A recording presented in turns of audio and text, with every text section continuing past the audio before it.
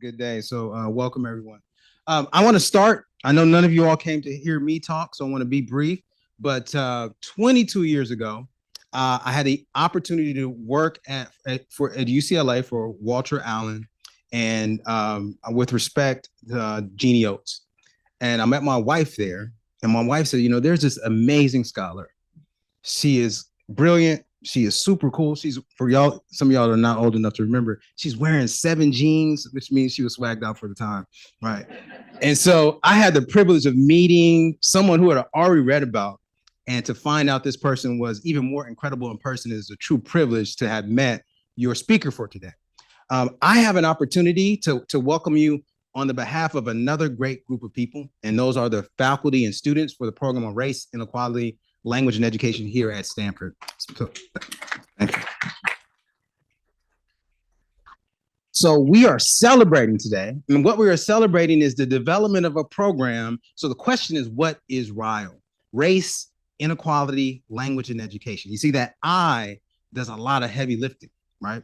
So I want you to imagine studying segregation without having an understanding of redlining, or really not having an understanding of what happened to those very skilled teachers who lost their jobs in the pursuit of so-called integrative schools. I want you to imagine thinking critically about how there's underrepresentation in STEM for women without critically understanding how those differences are shifted in the context of all women's colleges. Do you know right now, the vast majority of people graduating with degrees in biology are women, and the ratio of those women who are earning advanced degrees in engineering and physics graduate from women-only colleges, right, by ratio. So imagine studying one context without fully understanding the other. So the faculty at RILE many years ago got together to say, we want people to understand broadly the notion of inequality, but do it in a multidisciplinary fashion. And today we celebrate 8 years of that program in full operation. So to my colleagues, those of you who did the heavy lifting of both designing and teaching, I want to say thank you. This talk in particular is in recognition of our founding director, Dr. Arnitha Ball, who is joining us online. So once again, hey, Auntie. She's the only scholar who can tell me to grab her bag, and I will grab it immediately. I'm chauffeur anytime she shows up, and it's an honor. So let me say, I'm excited that you are here with us today, as we have an opportunity to hear from one of the world's most impactful scholars. But to make sure that she gets the introduction she appropriately deserves, I have the privilege of introducing your moderator for today's discussion. Your moderator is Jacqueline Rivera Orellana, a second-year doctoral student enrolled in the program of Race and Equality, Language and Education, and the Curriculum and Teacher Education program here at Stanford's Grad School of Education. She's a former elementary and bilingual teacher and literacy specialist in Los Angeles Unified and in Newark, New Jersey.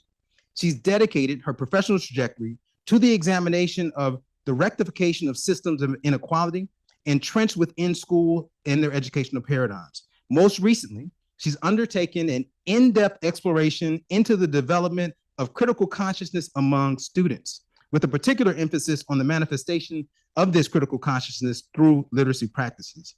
Central to her research is an agenda and a fervent advocacy for historically marginalized student populations, seeking to empower them with agency in educational environments that traditionally predispose towards disenfranchisement. Through her prolific dissemination of research and findings and conference presentations, she has a book publication. She's deeply driven by her commitment to enact meaningful change within educational systems. Join me in welcoming your moderator, Jacqueline Rivera Orellana. Thank you so much, Dr. Brown. A book? I was like, a book chapter, but I'll take it. A book, yes. So good afternoon, everyone. I hope you're all doing well. Buen provecho as you enjoy the ribs. I hope you do. So I'm honored to introduce an incredible scholar. In the short time that I have known Dr. Gutiérrez, I have gained some insight into her multifaceted character. Her keen interest in Spanish cuisine ignited during her most recent summer trip to Barcelona, España. Moreover, her intellect within her field is staggering, epitomizing the embodiment of scholarly prowess and complemented by a commendable humility. Anticipating the honor of introducing her at the esteemed RILE Arnitha Ball lecture, I playfully remarked, "I will run out of breath reading all of your accomplishments." To which she replied, "Ha ha," and humbly suggested 2 sentences will do. Although it is difficult to encapsulate Dr. Gutiérrez in a brief introduction, we have opted for the succinct biography, knowing full well her illustrious career extends beyond this short introduction. So Dr. Kris Gutiérrez is a Carol Liu Chair and Distinguished Professor at the Berkeley School of Education at the University of California, Berkeley. Professor Gutiérrez is a learning scientist and qualitative methodologist who has produced significant transformational research. Dr. Gutiérrez has made seminal contributions in the learning sciences through a cultural, historical, theoretical approach to learning and development. Expanding our understanding of culture and learning, her approach and most influential methodological contributions include multi-sided utopian methodologies described as social design-based experiments.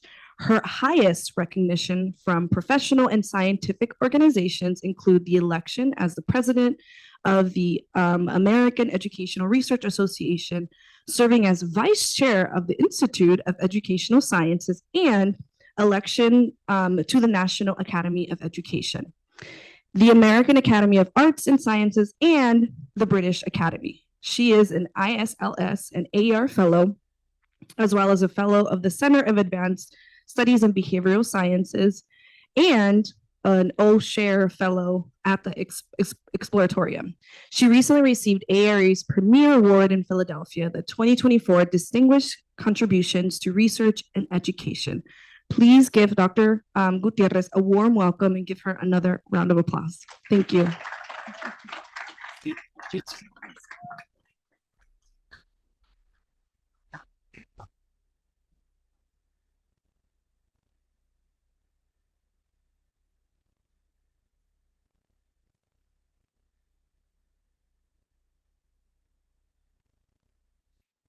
And I'm one of the, maybe there's many, but I think one of the few Berkeley professors that has such profound ties to the Graduate School of Education here, from mentors and former students, and many of you who've come to Berkeley to take my classes in methodology, and then the wonderful students with whom I met this semester as part of the workshops on qualitative methodology.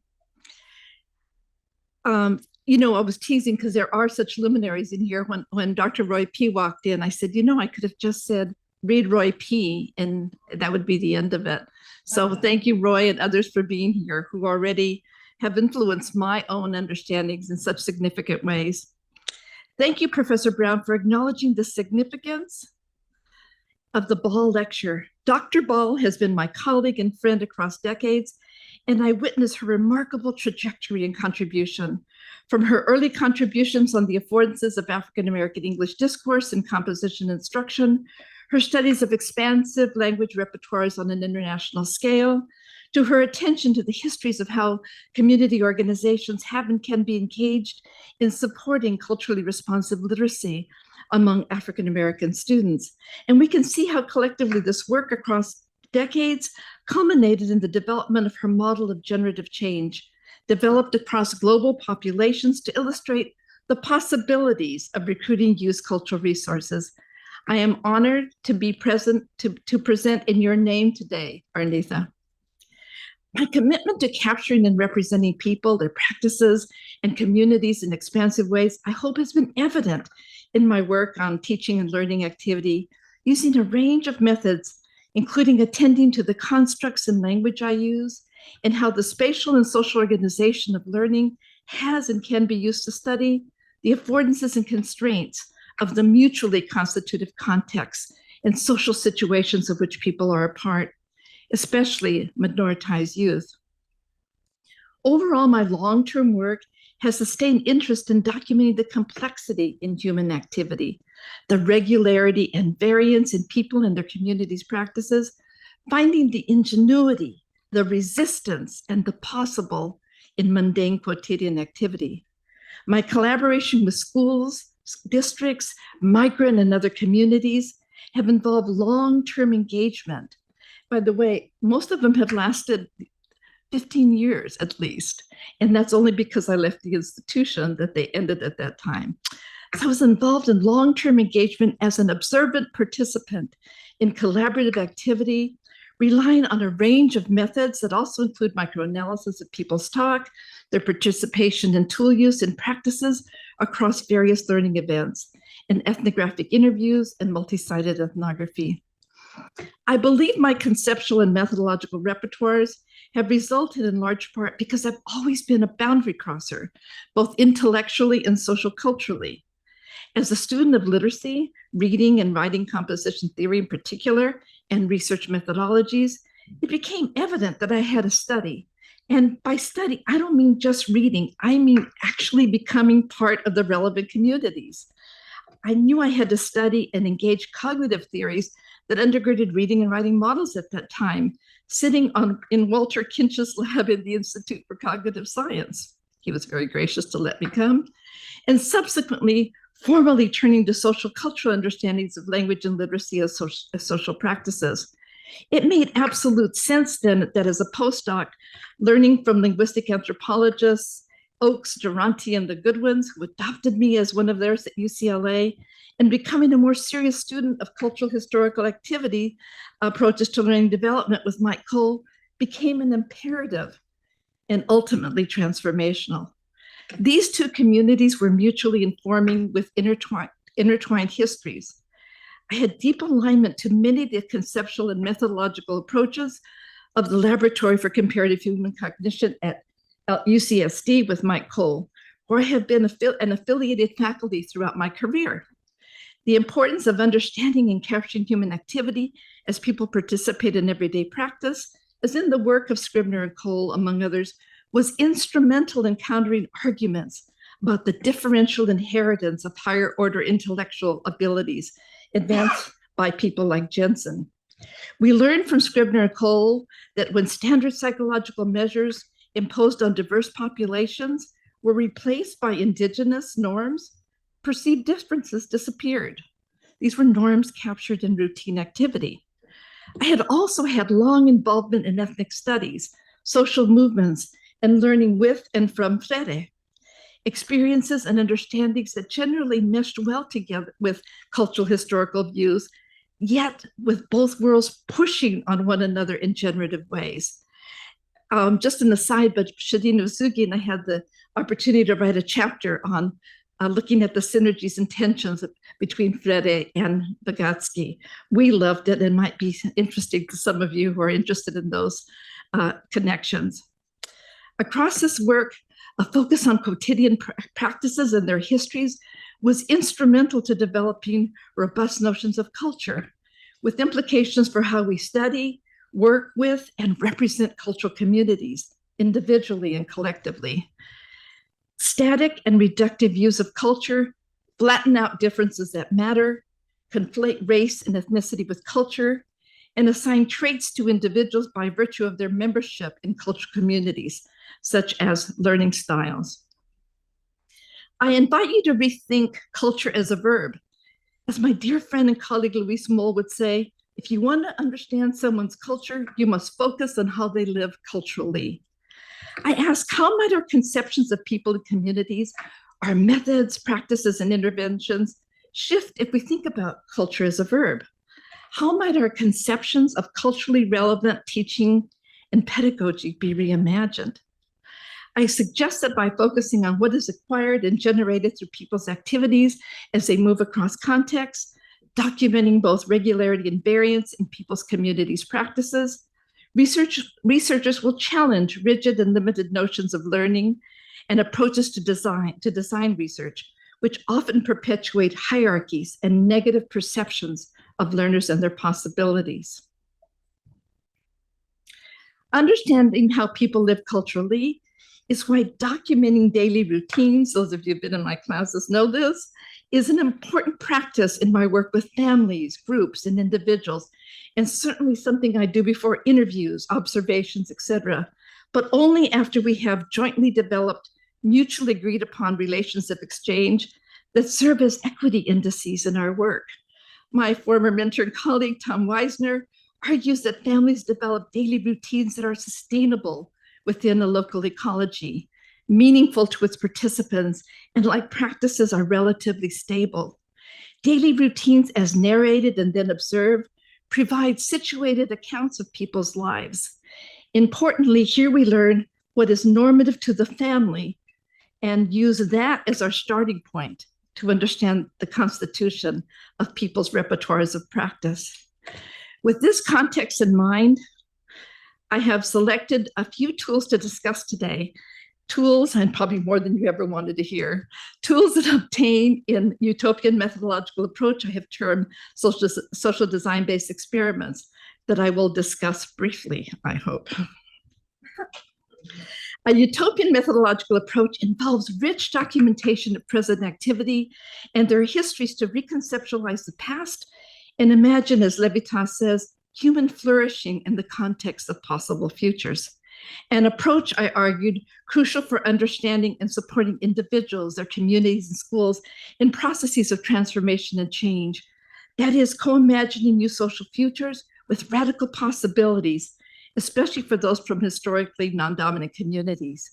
Importantly, rather than having fixed outcomes, SDBEs, which is my shorthand, are better understood as having moving horizons of possibility. I think this is important to equitable design. SDBEs, which have been evolving in my work across decades, are organized around a set of design principles and commitments to transform the education and social circumstance of members of non-dominant communities as a means of promoting social and educational equity and consequential learning. Animated by commitments that aim to make possible, sustainable, and dignified life for all humans, learning scientists and other scholars who engage in SDBEs seek to create and study change in partnership with a range of communities in which new practices and futures are co-designed. As educational and social interventions, SDBEs address the challenges of leveraging cultural diversity and reducing social inequality by designing for new learning in which the practices of learners and communities are made consequential. As educational experiments, like other design experiments, SDBEs are grounded in empirically derived conjectures about learning and human development, but are iterated, implemented, and continuously reflected upon, refined, and repaired over the course of work. In other words, these are theoretically and experientially informed models of the future that are co-designed, studied, and iterated in the present. I turn briefly to highlight the design principles of SDBEs as a foreshadowing of the history of the constellation of methods at work in this approach. Grounded in the critical learning scientists and cultural historical approaches to learning and development, and design commitments around ecological resilience, transformity, sustainability, and diversity, researchers in this tradition, including the participants with whom we collaborate, attend to historicity, and in doing so, orient us to document history in the present. That is, understanding the genesis of practices, values, and meanings to participants. Understanding the affordances and constraints of the ecology, locally and historically. This is why, for me, practice is such a generative unit of analysis. Practices are socially and culturally organized and thus provide opportunity to trace historical influences in the present, while also accounting for iterations and variations of those practices in the present. Recall, culture is not static. This attention to history helps open up the process of prolepsis, the cultural mechanism, as Cole has written, that brings the past into the present, making prolepsis an important design principle in the development of youth, future selves, and a future-oriented agenda. This highlights a central premise of SDBEs, that learning is organized, as Shading Vasugi has written, as a formative anticipation of a possible future.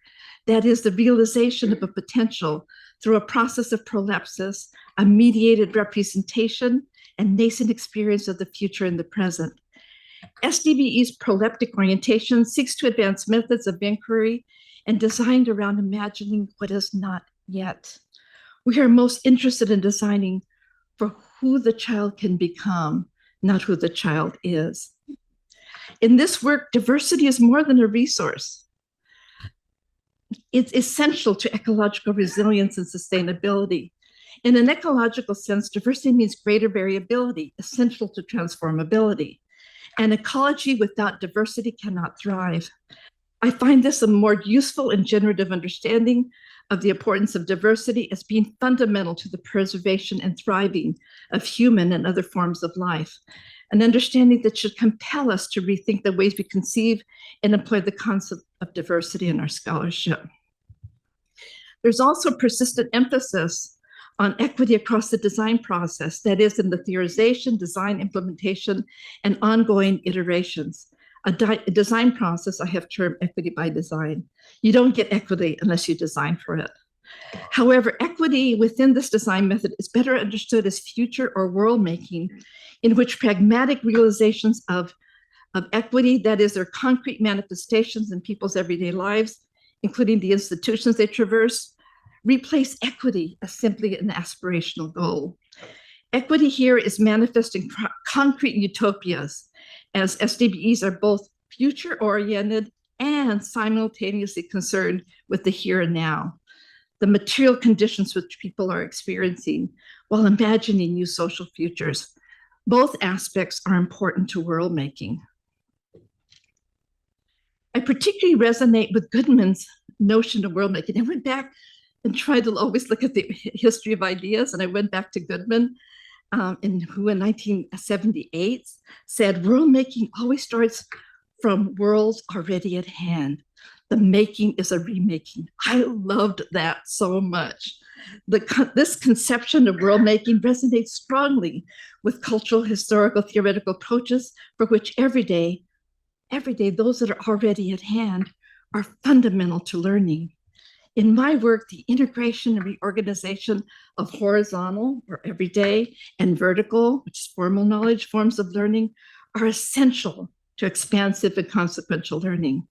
I have elaborated this point in my continued work on syncretic approaches to learning, which I won't have time to talk about today, but work that I've recently applied to our work in data sciences and generative AI. We'll see if those grants come through.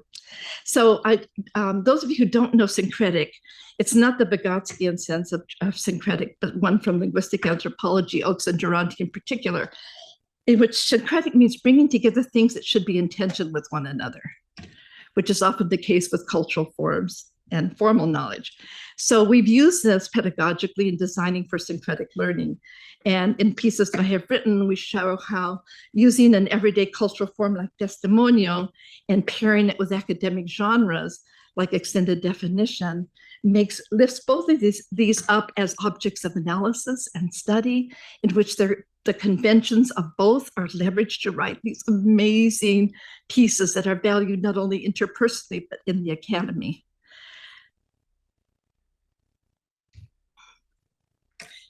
All this work certainly has made evident that learning is complex. As Jean Lave reminded us more than several decades ago, that learning occurs is not problematic, as learning is an integral aspect of activity in the world at all times.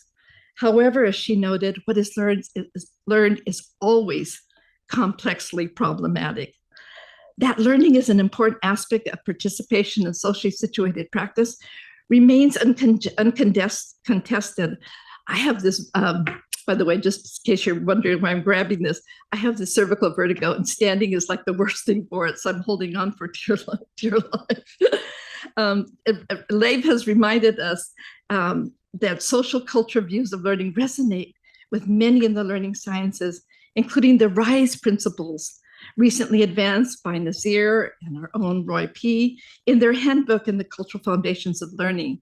These principles, like those articulated by Lave, maintain that the profoundly cultural nature of learning involves all aspects of what it means to be human, processes also organized and shaped by social political forces.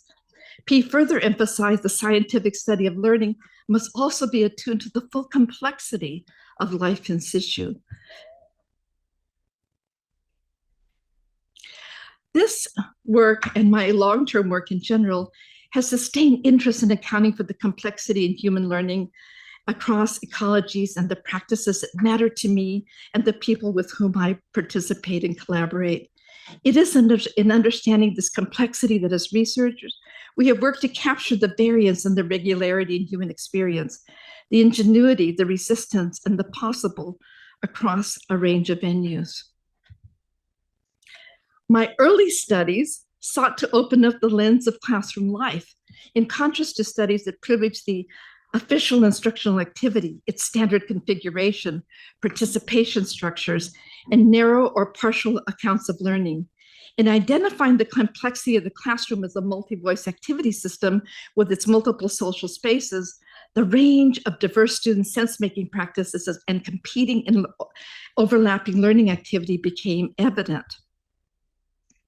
This slide depicts the complexity of the activity system of the classroom, I hope. It reveals the multiplicity of social spaces in the classroom, not just the official space in which the teacher is centered and on-task student interactions privileged. It also reveals the multi-directionality of talk, multimodal communication, the range of possible interactions and competing activities, the tensions and contradictions that exist in learning spaces. Microanalysis of the broader ecology of participation of individuals and collectives helps us understand the contours of a robust learning space, what I termed the third space. What I did know that was Baba and my colleague Soja were writing about third space at the same time. And of course, later we could come together and share our ideas. This collective third space, a particular kind of zone of proximal development, is interactionally constituted. It's an artifact-rich environment in which a particular set of processes that produce a relationship between social and individual functioning is co-constructed. Unpacking the third space provides a window to understanding why certain contexts of development become particularly consequential to participants and their learning both in the moment and across time and space. My collaborative studies of emergent third spaces in these ecologies involve methods that documented the complexity, the regularity and improvisation, the joy and the resistance in learning activity, including the range of tools that mediated learning. By integrating micro and macro analysis of learning environments, we were able to investigate the social, spatial, and temporal organizational dimensions of learning practices, notably the diachronic and the synchronic dimensions of activity. That is the moment-to-moment human activity over time, which is diachronic, and the simultaneous activity at any given moment, the synchronic, and their relations. Now, I don't have time as my timing is going faster than I thought, but I do want to just call your attention. This, today this is like a big duh, because we do this already in our work. But back in 1994, 1995, it was really kind of revolutionary to kind of unpack the classroom to reveal its complexities. And so we started writing about it, and one of the first pieces I wrote was based on a paper I had written for AERA as an assistant professor, called Scripts, Counterscripts, and Multiple Scripts. And we took that paper, Joanne Larson and Betsy Rimes, who was an applied linguist, and we turned it into one of my favorite articles, one of the first to talk about the third space, James Brown versus Board of Education. Now, I don't have time to share this with you, except there was something really important about taking the complexity we had seen in classrooms and laying out the transcripts in ways that showed multiple competing kinds of spaces that were really important. What I love so much about this piece is that it shows that here's this teacher, a genuine teacher who had this practice and came in regularly and wanted students to adapt it so much and to learn from him. But the students were always in a parallel universe in terms of their knowledge and with what they were interested. And this time they did not know about Brown v. Board, but we used Goffman to look at underlife. We used the notion of routine to see how student sense making, some of it was trivial, but a lot of it was really legitimate sense making because they did know Brown, and they revised Brown to a Brown with which they were more familiar, right? And they called it James Brown.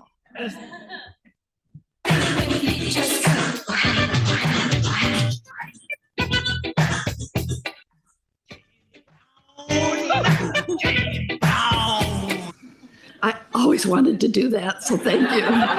But that's what they were doing, right? They were taking a brown with which they were more familiar. And this taught us so much about how to reframe what we thought about students and their sense making in classrooms, and how to leverage them, right? How to leverage them in ways that we could turn to very productive forms of learning. That was fun. Thank you for letting me do that. I would have played the whole thing if you had let me.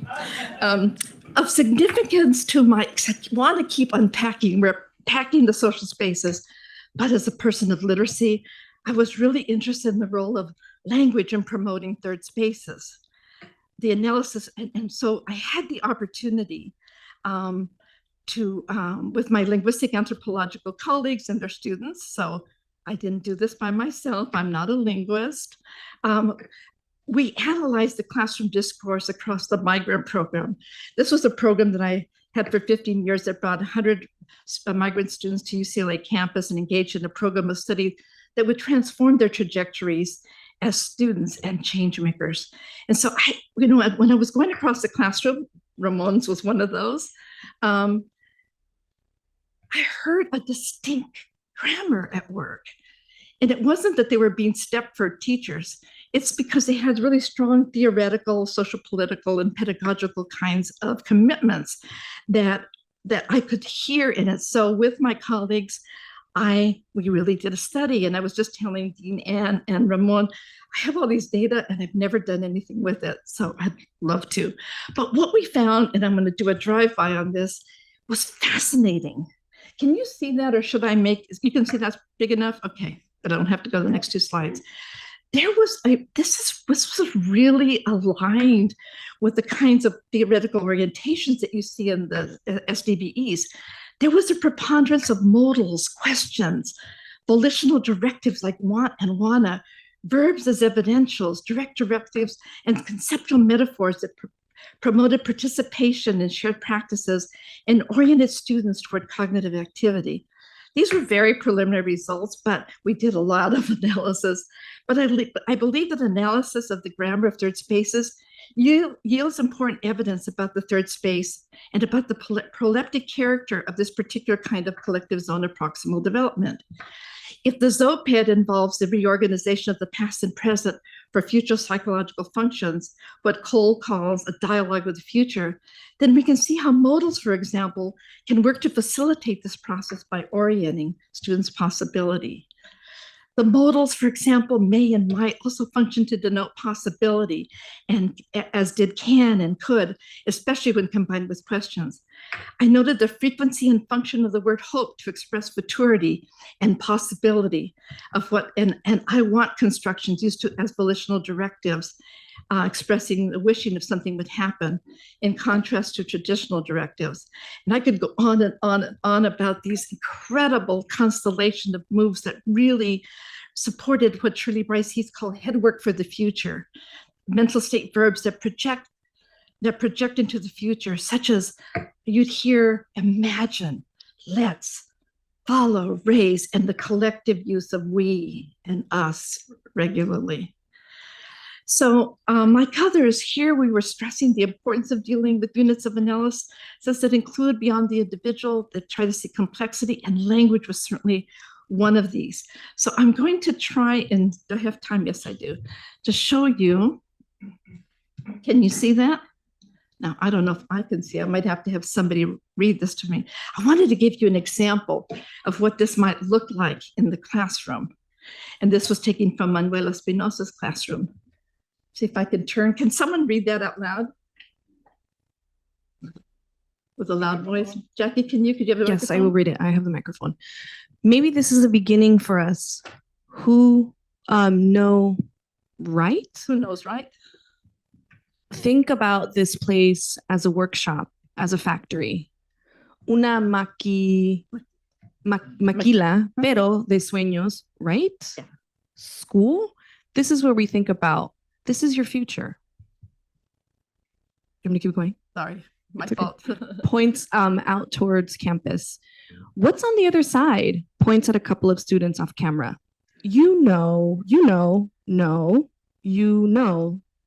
That's It's what's on the other side. oh, I can see the W. Okay. What's on the other side?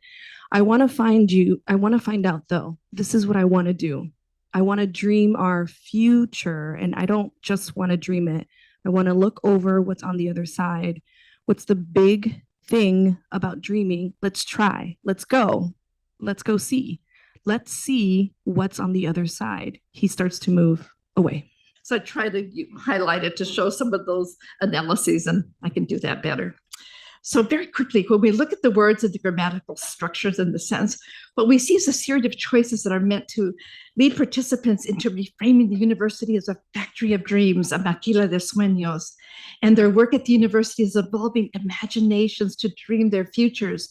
The use of the word factory is important because working toward and imagining a new future is hard. Only this work entails thinking, imagining, questioning, reading, writing, and contemplating. Here, the directives orient the students to do cognitive work. Additionally, the word let's are used as let's try, let's go see, or let's see what's on the other side, and requires to consider collectively and individually what lies beyond the horizon, their classes, their futures.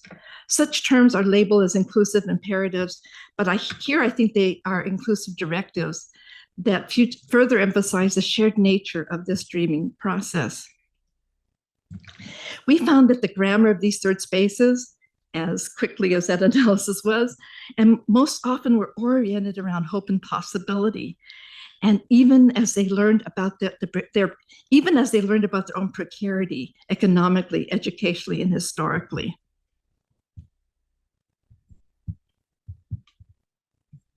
That's like hope right there. You can hear it. That's about everything. You can hear it, right? Okay. That's all right. All the weird things we want to we showed you Fahrenheit 9/11. We talked about capitalism. We talked about like linguistic rights and linguistic oppression. We talked about reproduction, biopower. We even had some German truth. And I'm not gonna steal cover class, right? We talking about all these ill things that happen in society. We want you to do what? Pick up a pen, write your outline. Write your outline. Makes sense? It does kind of make sense. Because maybe if you start telling your story in a different way, you possibly start living, different. You could possibly start thinking about the chapters yet to come. Because you still have a lot of chapters. If they're that's like Oh, I have to do this. About This one is a hard one to advance, and I don't know why. Okay. So you can see how I'm trying to build on the focus of the mutual constitution of these learning spaces with so many different dimensions. Another example of mutual constitution involved our use of an expanded understanding of the theoretical construct of ensemble. Renault's notion of ensemble as a robust unit of analysis to examine participants' interpretation and collaborative negotiations of problems. In this case, we first studied the intergenerational participants in an after-school technology-mediated club. And an ensemble includes the smallest group that co-constructs knowledge and the mediational tools and resources they use. Ensembles, we argued, are micro-contexts of development that are embedded within and in a bidirectional relationship with the larger cultural context. In other words, we wrote, ensembles offer an ecological site to study, learning, and development, including how participants organize themselves, their tools, and other resources to support learning as they make sense of the current and future activity.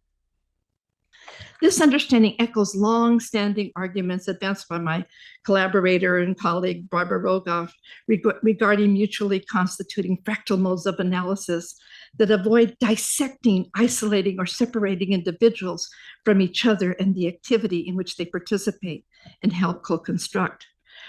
Barbara and I have previously argued the importance of grounding observations across multiple settings and communities, assuming various vantage points to understand the complexity of human activity.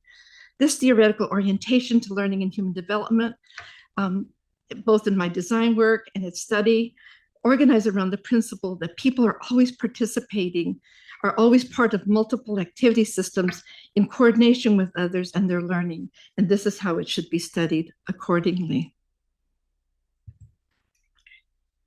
This focus on ensembles and the multiplicity of social spaces and learning ecologies and their grammars expanded to include how people's repertoires are constructed through participation in routine activity as they move in and across the contexts and practices of everyday life.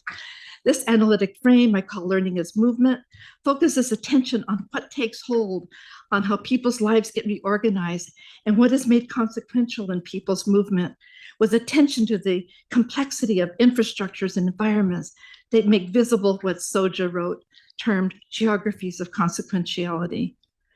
With this context in mind, I focus this my interest in what takes hold as people moving across socially, culturally, and historicized practices allowed me to focus on movement across a range of practices in space that help make visible the complex nature of learning. Again, how people's repertoires are constituted and how knowledge production occurs in quotidian activity across time and space. This attention to learning in people's movement with and across practices invites researchers to employ more expansive methods of inquiry, to push on claims about people's learning, about a phenomenon based on a few observations that do not account for the fuller range of people's practices and the participation in social interaction that they're in.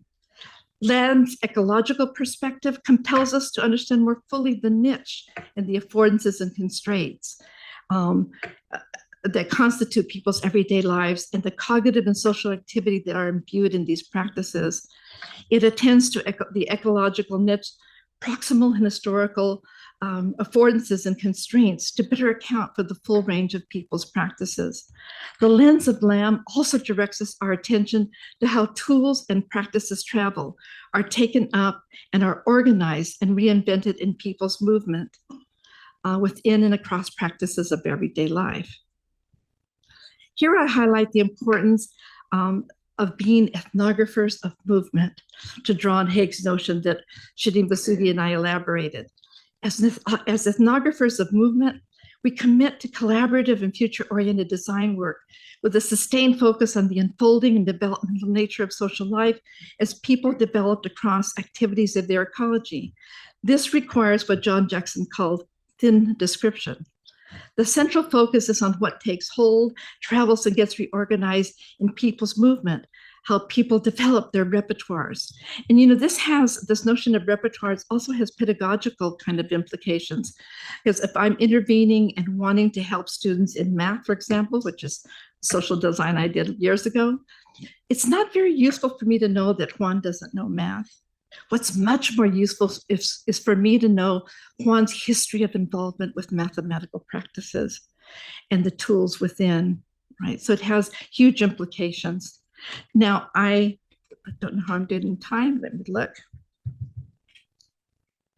So I won't have time right now, but one study that I had the good fortune of doing as part of the Connected Learning Project was to study the ingenuities in families' practices.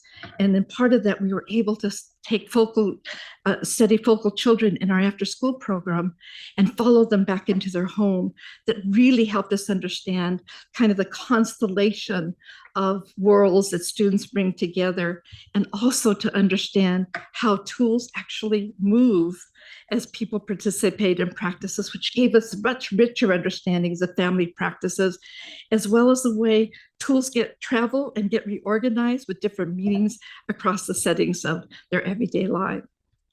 We hold a methodological commitment to a multi-sided approach across a minimum of several activity systems to better account for youth learning and sense-making, to deconstruct the narrow notions of learning that instantiate inequities in everyday schooling, and instead focus on co-designing consequential learning ecologies in which youth are free to move beyond the constraints on their lives as learners to become historical actors towards an expansive utopia. So I want to end with, I think, a really profound example for me of what we've learned from learning as movement. What we learned from studying learning in people's movement also had pedagogical implications, and here in the migrant program, it showed us that the importance of turning every possible place and space into sites of learning. In the video I'm going to show, we see students and their instructors and the program dorm counselors enacting dignity and their right to be at the university as they walk collectively to their dorms, on the hill to their classrooms in the School of Education. This was a practice in not conceding space and walking again with dignity, as too often as the group of students, mostly Mexican immigrant, but certainly all farm worker histories, would walk down Bruin Walk and would have to suffer the taunts of illegals go home and all the kinds of racial tropes and xenophobia that goes with it. So here you see the enactment of walking with dignity. They're walking on the far side.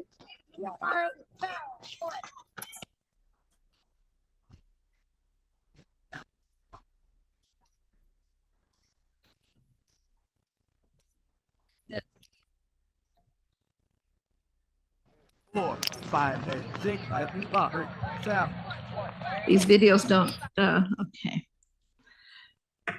Studying learning as movement as part of an attempt to imagine new futures and new ecologies for learners has not only educational, but life-transforming consequences. Most of the youth were in our program, followed by the Office of the President, you see, went on to have choices to be in the UC, mostly to UCLA and Berkeley, who became not only intellectual leaders, but also leaders in their communities and beyond. And so much we learned about, part of that was enacting dignity. So I end with the quote from Martin Luther King, who said, "When men and women straighten their backs up, they're going somewhere, because a man can't ride your back unless it's bent." Thank you.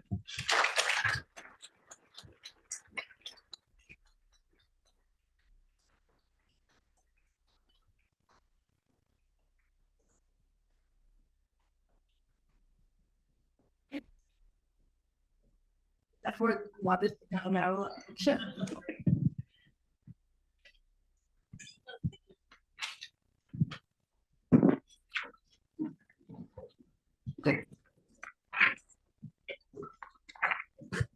That was beautiful, amazing, wonderful. Can we give her another round of applause? That was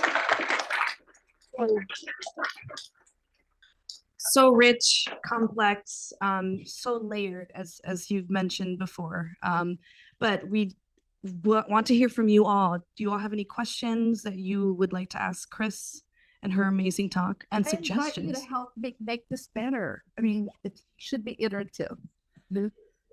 I hope you see how this work has evolved. That's why we should be unsatisfied with our thinking and our tools and keep trying to improve them. I see Sarah has her hand up. I do, but I want to see if any questions. Where else for that? Thank you. One of my big questions has to do with the bridge building that so much of your work has created between the everyday and the more formal kinds of learning. And a struggle that I have all the time is, what's the balance? To what degree is the goal to get to formal learning? To what degree do we want to just enrich everyday learning? How do you think about that? Well, I don't like dichotomies. So I wouldn't dichotomize it, because on one hand, of course, I want all the students within my work to have choices to go for their trajectories to just develop, right? At the same time, it's not just an equity move, it's an equity move in terms of becoming historical actors. There's something transformative that happens when you take an object, a cultural form, a valued cultural form, and don't just save it for, Black History Month, but instead you make it an object of analysis and its history, right? If you're doing hip hop and you start to do the analysis of jazz and its history and its conventions, and you're invited to use those conventions, it really repossessions the cultural knowledge in really important ways. And so it does that.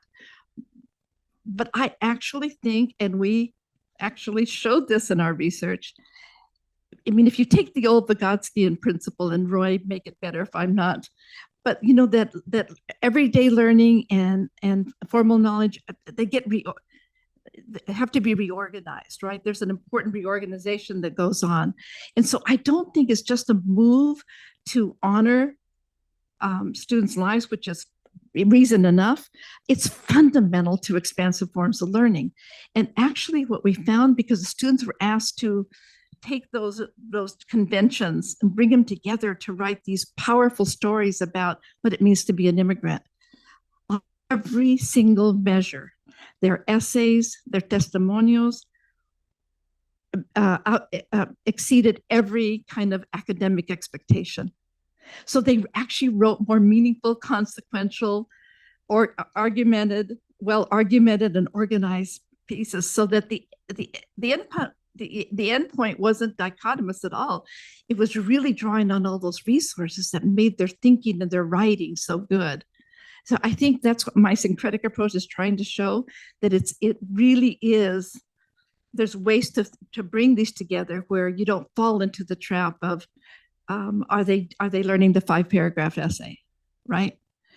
And so I'd love to talk to you about it more, because we do have a lot of existence proofs of the kinds of thinking and writing that were used in producing these syncretic texts.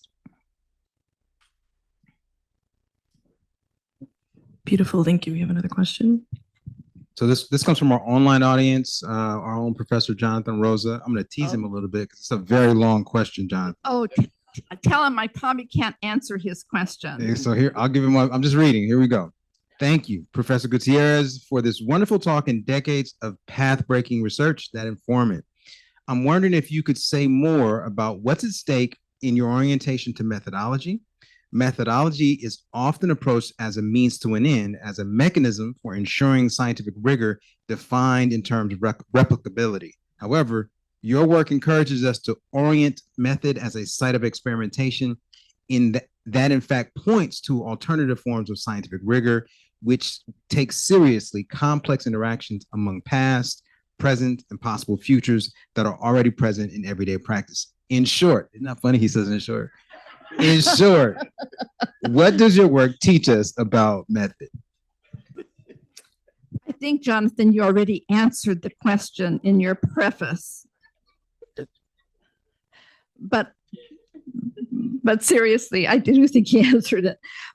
You know, one of the things, because I'm so interested in doing work that is consequential to the very communities with whom I work, you know, my orienting question is the community better off with me having been there, right? Because I'm so fundamentally concerned with that. I feel such a responsibility to be theoretically rich and methodologically sound in what I do. And it's not for I never did it so that I could get published in all these pieces. I did it because was I capturing the full complexity of people in their lives and in work that could be transformational. So the kind of the ethic around it is kind of fundamentally different. But having said that, I was a student of research methodology, in which I, you know, learned a whole lot of things that I think were so useful for me to know. So I think equipping myself with that toolkit. But I think his point about the tools are not my endpoint. I mean, literally, theory and methods are tools. And the moment they become straitjackets, the moment they become orthodox, they're not useful tools anymore. And I think that that's one of the things that many of us, including Jonathan, have been pushing on, right? How are these tools, do they provide more explanatory power? Or do they fall back into the same tropes that we have been trying to resist and improve over time? And the thing that I'm reminded of, what you said in the beginning, the boundary crosser. And I think oftentimes that you see that not only in your values, but also in your research. So beautiful, thank you. I think we're out of time for questions. Yeah. But let's could, give, could you just yeah, say though lesson. that you should be, I think that's the most important lesson of being a boundary crosser. oh, one more. Okay. Roy we have time has for to one have more. the It floor. gets short, it's an appreciation as well as a question. Mutually constitutive, mutually constitutive. 2 words, 2 words.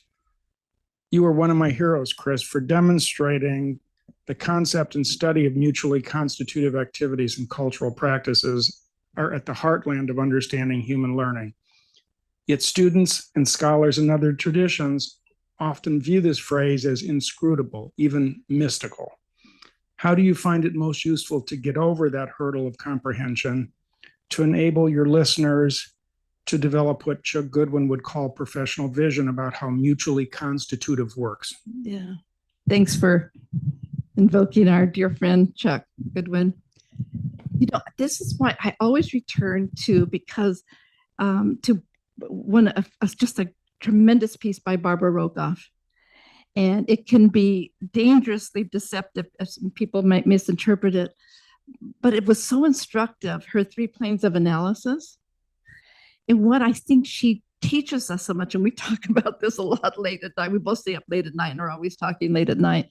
But I think what's most important is that we understand that these levels of analysis are social constructs. They're ways that have been developed to help us allegedly see things, to make visible things. And so I love that piece because she really instructs us to show in our writing that the importance of saying, dear reader, I know that these are mutually constitutive, and acknowledge it and have that sensibility when you enter your work. And then to know how to say this, but I focus on this element to kind of unpack its construction.